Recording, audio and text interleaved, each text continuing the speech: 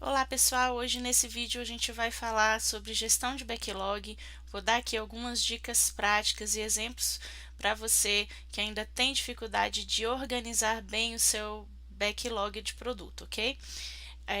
Muitos times hoje, né, praticam agilidade há muito tempo, mas o que se vê é que muita gente ainda tem dificuldade de fazer uma boa gestão do backlog, tá? POs, analistas de requisito, analista de negócio, gerente de projeto.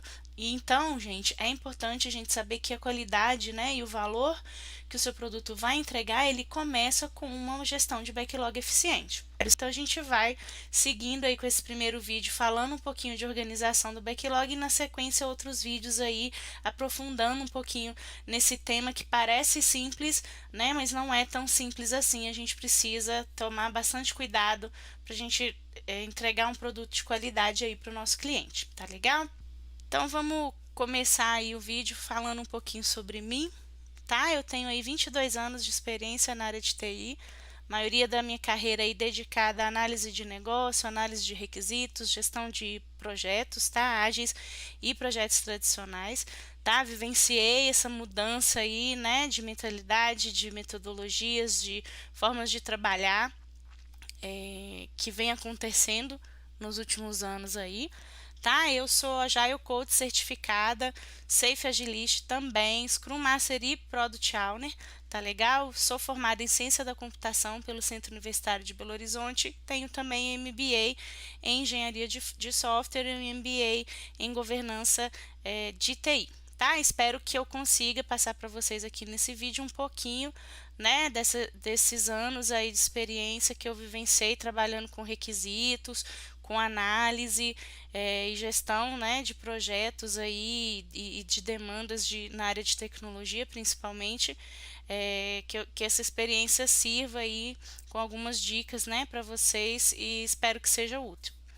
Então, gente, a gente vai começar fazendo uma breve introdução sobre o que é o backlog, tá? E depois algumas dicas para você organizar bem o seu backlog, tá bom? Então, gente, vamos começar aqui com alguns conceitos que precisam ficar claros para todo mundo em relação ao backlog de produto, tá?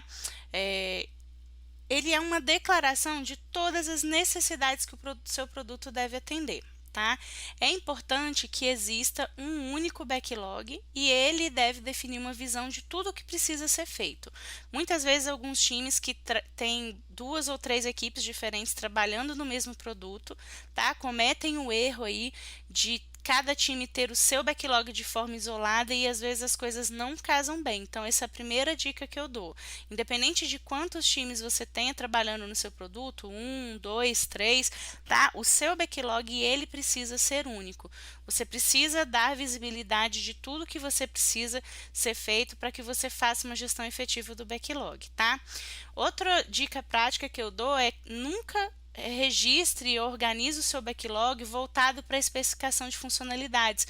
Eu vejo muitas pessoas, às vezes a gente tem aquela sensação de que se eu organizar o meu backlog por funcionalidade, por módulo do sistema, por menu do sistema que eu tenho, vai ficar mais fácil para eu achar os itens no meu backlog e às vezes alguma documentação, tá? Então é importante que a gente saiba a diferença. O backlog do produto são necessidades que o produto deve atender e que o time precisa trabalhar para entregar, tá? Não substitua o seu backlog por uma documentação de sistema, tá? Então organize o seu backlog de acordo com as entregas que você precisa fazer e não com os módulos, com as funcionalidades que o seu sistema tem. Porque a tendência é que à medida que isso vá crescendo, você se perca completamente na organização do seu backlog. É importante relembrar também que o backlog do seu produto, ele não se trata apenas e exclusivamente de funcionalidades, tá? Qualquer requisito ou qualquer atividade que envolva esforço do seu time para ser desenvolvido, ele precisa estar registrado e claro dentro do seu item de backlog. E aí pode ser estudos que eu preciso fazer, alguma prova de conceito, alguns requisitos mais técnicos de desenvolvimento, ações estruturantes, documentações, bugs, tá? Tudo isso faz parte do seu backlog, precisa ficar registrado e muito claro. Então também Não se prenda exclusivamente a funcionalidades. Qualquer trabalho que o time precisar executar precisa estar registrado lá.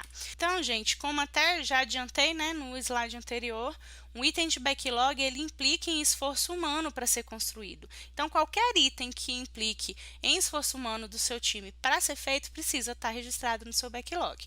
Outro ponto muito importante é que o backlog ele é vivo. Tá? Você não cria um backlog lá no início do projeto e esquece que ele está ali. Ele precisa ser revisitado, reavaliado, repriorizado o tempo inteiro pelo Product Owner, analista de negócio, dono do projeto, gerente de projeto. Você pode dar o nome que você quiser para essa pessoa que é responsável pelo backlog, pela aquela pessoa que tem a palavra final, que prioriza, que diz o que entra e o que não entra. Tá? Então a gente precisa estar o tempo inteiro olhando para esse backlog para a gente ter certeza que a gente está trabalhando em cima do que é mais importante, tá? Outro ponto que dou de dica também, backlog ele é focado no produto, não em especificação de sistema. Então, aquele erro que eu já citei também no slide anterior, de que não confunda o seu backlog, não faça do seu backlog uma documentação funcional do seu sistema. O seu backlog ele precisa constar os itens que precisam ser feitos. Para a documentação de sistema, você tem outras práticas, outras técnicas, você pode fazer um manual, você pode fazer um help online, você pode fazer vídeos, você tem outras práticas que você pode fazer, então assim, não caia no erro de aproveitar o tempo que você está ali documentando, especificando o que o time precisa fazer para fazer toda a documentação do sistema que às vezes você precisa produzir, tá? Isso vai gerar muito trabalho e com o tempo fica extremamente confuso para trabalhar, para priorizar e até para entender.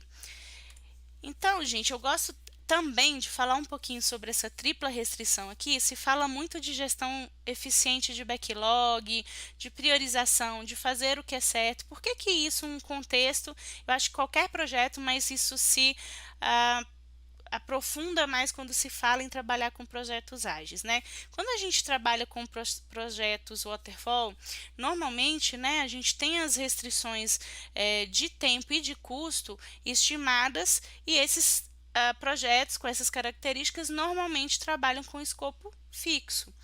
Então, se há uma mudança de escopo, é aquela famosa requisição de mudança, análise de mudança, que aí você vai ter que ver se vai afetar tempo, se vai afetar custo, negociar, aprovar e etc. Quando você traz isso para um contexto de projetos ágeis, normalmente trabalha com um tempo e um custo fixo. Então, eu tenho X tempo para entregar aquele projeto ali e o escopo é variável. Lembre que o backlog ele é vivo, ele vai sendo criado e adaptado de acordo com os feedbacks que eu vou tendo a partir das minhas entregas frequentes. Então, por que que é importante fazer uma gestão efetiva?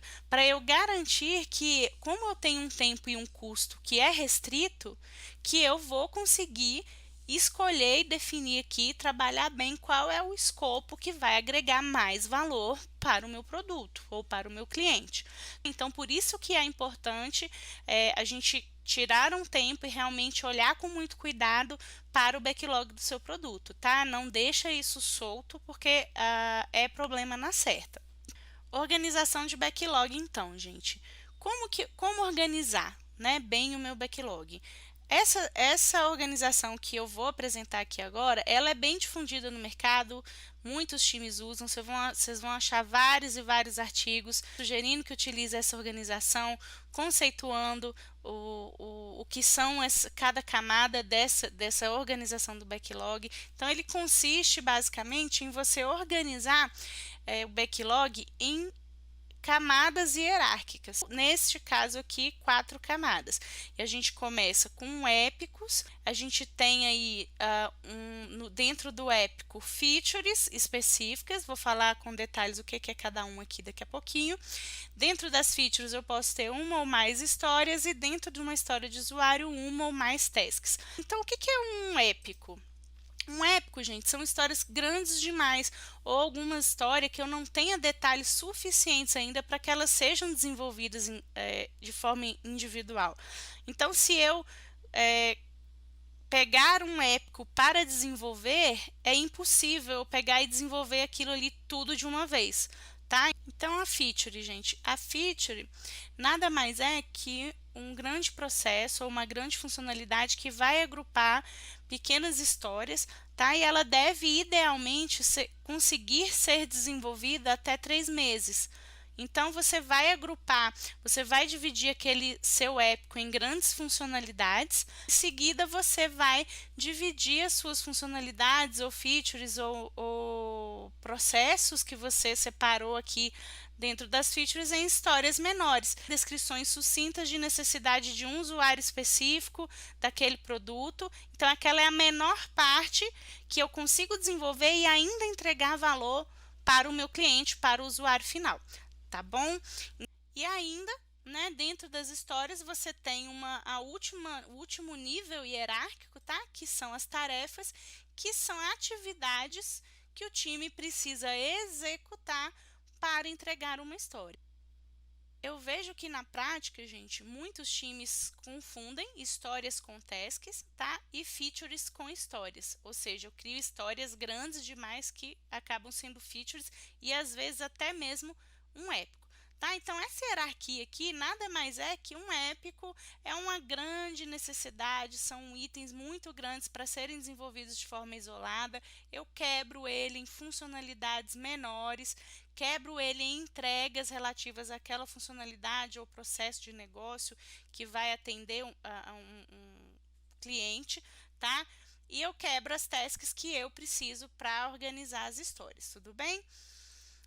Então aqui eu trouxe para vocês um exemplo. Suponha que eu tenho um site de compras e eu tenho dentro desse site de compras 2 módulos grandes, que é um módulo voltado para atendimento de pessoas físicas. Então tem um módulo de vendas voltado exclusivamente para pessoas físicas e eu tenho um módulo de vendas exclusivamente voltados para pessoa jurídica, tá? Então, esse exemplo aqui de organização do backlog, como que esse time aqui organizou o backlog? Criou um épico de realizar compras pessoa física. Então, o escopo do trabalho daquele time ali vai ser, vou criar um módulo de vendas de pessoa física. E aqui eu separei em grandes features todas as funcionalidades ou principais processos de negócio que um cliente que for fazer compra nesse site vai precisar executar. Então, eu quebrei aqui, ó, por exemplo, eu tenho o épico de realizar a compra, tenho uma feature aqui, para realizar a compra ele precisa pesquisar os itens, gerenciar o carrinho de compras, fazer o pagamento. Poderia ter um outro épico aqui de consultar pedido, por exemplo, né? Depois que a compra é efetuada e assim por diante, tá? E dentro de cada feature eu vou listar as funcionalidades relacionadas. Então, por exemplo, o que consistiria uma grande feature, ou seja, uma grande funcionalidade de pesquisar itens? Eu poderia aqui pesquisar itens para compra, armazenar itens favoritos, algum outro tipo de pesquisa mais apurada aqui, pesquisa avançada. Então, poderia ter várias histórias relacionadas à pesquisa. Da mesma forma, gerenciar o carrinho de compra. Eu tenho que simular, posso, né, disponibilizar lá uma funcionalidade para simular o preço do frete, excluir itens do carrinho, alterar a quantidade de itens, porque aí eu preciso recalcular frete, recalcular preço, né? Então, isso aqui seriam exemplos de histórias de usuário que eu teria na feature de gerenciar carrinhos de compras, que faz parte do épico realizar compras de pessoa física. E a parte de efetuar pagamento, que eu trouxe um exemplo aqui do que seriam as tasks. Tá? Então, efetuar pagamento, eu poderia ter 2 histórias diferentes. O meu site vai prover pagamento via boleto e pagamento via cartão. Tá? E para desenvolver essa atividade de pagamento via boleto já está planejada pelo time, e para desenvolver essa história de pagamento via boleto, o time definiu quais tarefas ou tasks ele precisa executar. Então, nesse exemplo aqui, o time disse: eu preciso fazer uma análise, eu preciso desenvolver, eu preciso testar e depois eu preciso publicar isso em produção. E ainda existe um bug aqui que eu preciso corrigir, por exemplo. Tá? Então, tudo que for pequenas atividades que eu preciso executar Para entregar uma história de usuário, é considerado uma task e precisa ficar dentro do nível de hierarquia, vamos dizer assim, ou associado àquela história de usuário. É importante, é legal que você tenha ferramentas, né, para ajudar vocês a fazerem essa gestão. Então, ferramentas como Gira, como DevOps, alguns times meus já controlaram backlog nesses níveis hierárquicos, gente, até em nível, até usando o Trello, tá? Então, você consegue organizar lá o Trello para que você tenha esse backlog, essa gestão visual aqui, essa organização do backlog, como eu coloquei aqui no exemplo. Então, quais as principais características de um backlog de qualidade? Então, um backlog de qualidade, a gente chama aqui backlog DEEP, ele precisa ser detalhado, estimado, emergente e priorizado. Tá? Então, o que é detalhado com qualidade? Ele é detalhado o suficiente para eu entender o contexto ali do que precisa ser feito, tá? Mas não detalhado demais a ponto de gerar desperdício. Ou seja, eu vou às vezes pegar e documentar o meu backlog inteiro, todo de uma vez, e tem histórias ali que eu nem sei se eu vou desenvolver, às vezes vão entrar outras histórias prioritárias na frente. Não, mas eu posso simplesmente ir lá e colocar uma frase ou uma palavra para descrever um item que quem leia não consiga entender? Também não. Então é importante que o time chegue nesse meio termo de que eu tenho informação suficiente para entender o contexto ali, mas que eu também não detalhe suficiente, não detalhe demais antes da hora. Ele precisa chegar, né, à medida que você vai descendo os níveis ali, ele precisa chegar num nível de detalhe suficiente para que o time consiga fazer uma estimativa em cima dela. Então, por exemplo, você consegue fazer estimativas usando story points, você consegue fazer estimativa usando horas, você consegue fazer estimativa usando tamanho de camiseta, você consegue fazer estimativa de várias formas, existem várias técnicas, várias práticas, tá? Então, cada nível do seu backlog, a depender do nível de detalhe que você tem, você consegue usar uma prática diferente com maior ou menor nível de assertividade. Ela é emergente. Quer dizer que o quê? Que o backlog ele vai evoluindo à medida que o Product Owner, que o gestor do produto, que o gerente de projeto, que o time de desenvolvimento, que o analista de negócio conheça mais do produto, receba feedbacks dos clientes, tá? E do mercado e vá atualizando esse backlog com essas informações que eu vou recebendo. Ele ainda precisa ser priorizado. Então, os itens mais importantes, eles precisam estar no topo da fila, vamos dizer assim, e os itens de menor importância abaixo na fila, tá? E existem várias técnicas de priorização também que eu vou falar em outro vídeo para vocês, algumas técnicas que a gente usa aqui nos times que eu trabalho atualmente. Legal? Então, em relação ao backlog, é importante você se atentar para essas 4 características. Quando a gente desce para o nível de história de usuário, né, a gente chama que as características, vamos dizer assim, que as histórias precisam ter de invest. Vocês também já devem ter ouvido esse termo, né? E como que se aplica esses padrões investe para histórias de usuários, tá? A gente indica que uma história seja independente, que ela seja negociável, que ela seja valiosa, que ela seja estimável, que ela seja pequena e que ela seja testável, tá? O que significa uma história ser independente? É que ela possa ser desenvolvida independentemente de outras histórias, tá? Isso aqui tem muita pegadinha, os times têm muita dúvida em relação a essa independência quando se fala de quebra de histórias. Vou dar um exemplo.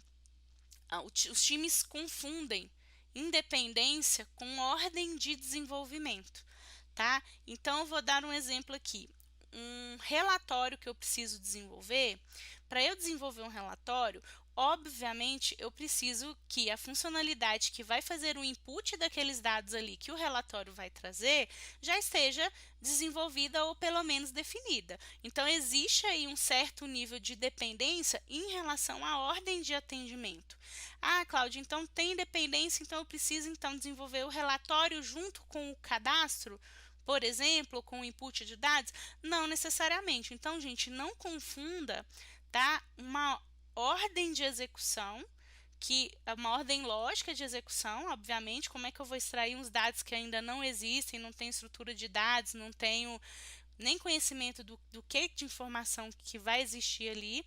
Então, como que eu vou desenvolver um relatório antes do input, tá? Mas a independência, quando se fala em independência aqui, é que eu consiga desenvolver ela de forma isolada, sem ficar dependendo de outras histórias.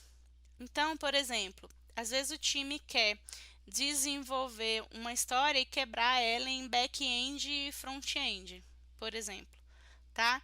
Eu consigo desenvolver entregar valor com back, só com back-end ou só com front-end? Não consigo, tá? Então isso é que quer dizer a independência. Ela precisa ser independente o suficiente para que eu consiga entregar algum valor.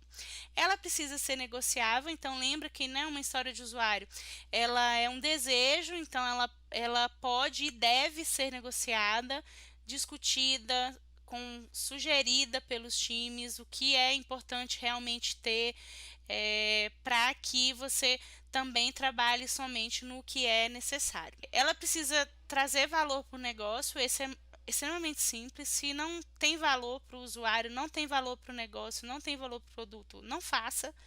Tá? Então, se você não conseguir enxergar valor naquela história ali, muito provavelmente ela nem deveria existir, tá? No seu backlog. O time deve ser capaz de estimar. Se o time está tendo dificuldade de estimar, muito provavelmente aquela história ou ela é um épico, ou ela é uma feature, ou não tem detalhe suficiente, ou não está claro o suficiente para que o time comece a atuar nela. Tá? Então já é um sinal de alerta quando o time tem dificuldades para estimar.